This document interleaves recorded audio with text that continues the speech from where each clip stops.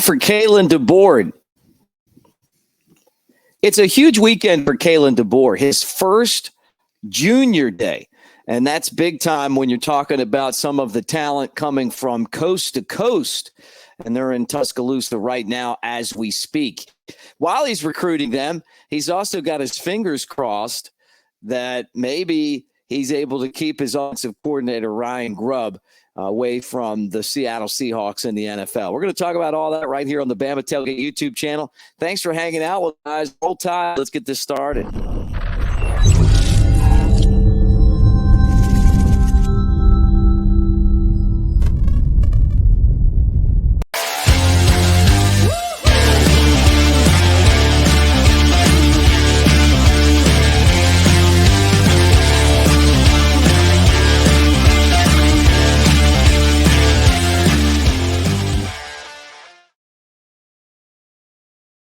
Welcome to the Bama Tailgate YouTube channel, coming at you from Key West, on vacation, but never too far away from you. And I hope you're having a great weekend.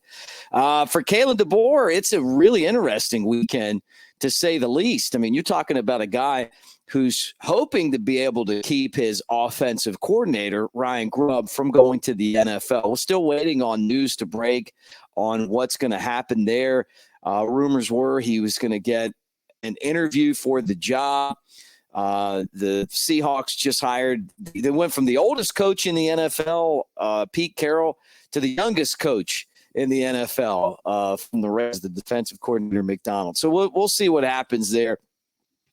Certainly Ryan Grubb, one of the best. And when you're one of the best, you get opportunities like that. But it would be terrible for us because we were excited about seeing what he could do in Tuscaloosa.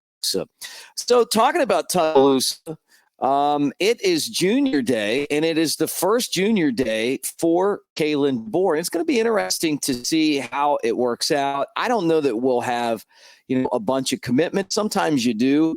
But with this year's, it's a little different because you're not only recruiting the guys who are committed, and there are some guys that are committed, you're re-recruiting guys that you think are on your program, I guess, which always goes that way. And you're deciding if you want to keep commitments to players that were there for Coach Saban and his staff. And now, with Coach DeBoer wants to do, it could be a little bit different. So I'm curious to see how that all turns out.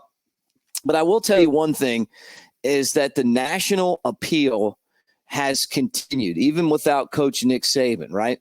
You're talking about players from all over the country, the cream of the crop coming to Tuscaloosa, still interested in the program. Kalen DeBoer and his staff have been crisscrossing the recruiting trails. I mean, you've seen him on this car flying into different places, and it's not some of the same guys who were offered by Nick Saban and his staff, were recruited by those guys, but it's some different characters as well, different guys that they feel like they really like. So it's going to be interesting to see how that ships out. Now, let's talk about a few of the guys who are going to be in town, or actually are in town right now, getting an opportunity to get to know Coach DeBoer and his staff. And it starts with Jordan Young. I mean, this is one of the top athletes in the country, could play on both sides of the football, from Monroe, North Carolina, Monroe High School over there. A really interesting player, starting to dwindle his list down, but an Alabama fan out of North Carolina. And you're going to find that a lot. I mean, Alabama's been good his entire life.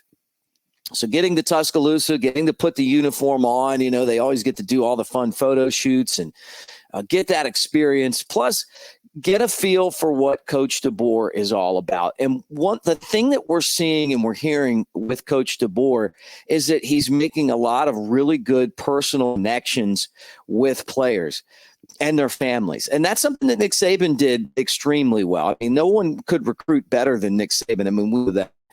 But Kalen DeBoer, we were wondering, how is that going to translate, the recruiting aspect of it? Well, it looks like he's picked up Nick Saban, and he's running really hard right now. Now, you got to finish coffees for closers, right? And then you have the NIL. You see how that's being used to recruit, to pay players, and the transfer portal, which is something that Coach DeBoer has done well with. So this is a guy to keep an eye on. If Alabama could get Jordan Young, it would be a really big feather in their cap, and would definitely make headlines as far as recruiting goes. Now, the second guy I wanted to talk about is a guy who's committed to Alabama, right? And he's been committed to Alabama. But with Coach DeBoer and staff is that they're going out and offering scholarships, offering those to the players. And I think that's a good thing. I mean, because it gives those players confidence, right? From Pike Road, Alabama, Rogers, one of the best running backs in the country. He's at IMG right now, IMG Academy. Alabama's got along with the guys who played at IMG and then came to Tuscaloosa. But he's in town. This is another player that connecting with this new staff. I'm sure he's excited about what Washington was able to do in the run game. Obviously, Alabama's had success running the football forever, right? So if you're a back, I mean, playing at Alabama has always been, one of the best places in the country to do it. And Rogers kind of, to me, exemplifies that list of guys who you got on your board right now. And you want to make sure not only that you say, hey, you know what, we really want you here. Your scholarship's still good. And there's still a place on the team. But I think there's going to be some guys that they don't do that with, where they meet them and they don't see a fit. So you're going to see some guys that are on there probably bounce off, and some guys that are there will commit. And that's how this process is going to go down. The good thing is that Coach DeBoer has a lot of time to do that, and his staff has really done a phenomenal job of getting out and getting around. I mean, it seems like there's like 5 Kalen DeBoers right now because he's like in every single city.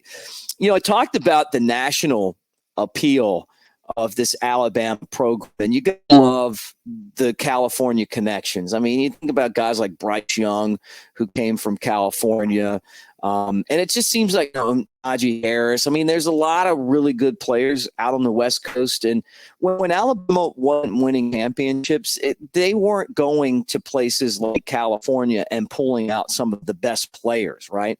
And there's a lot of competition for these guys.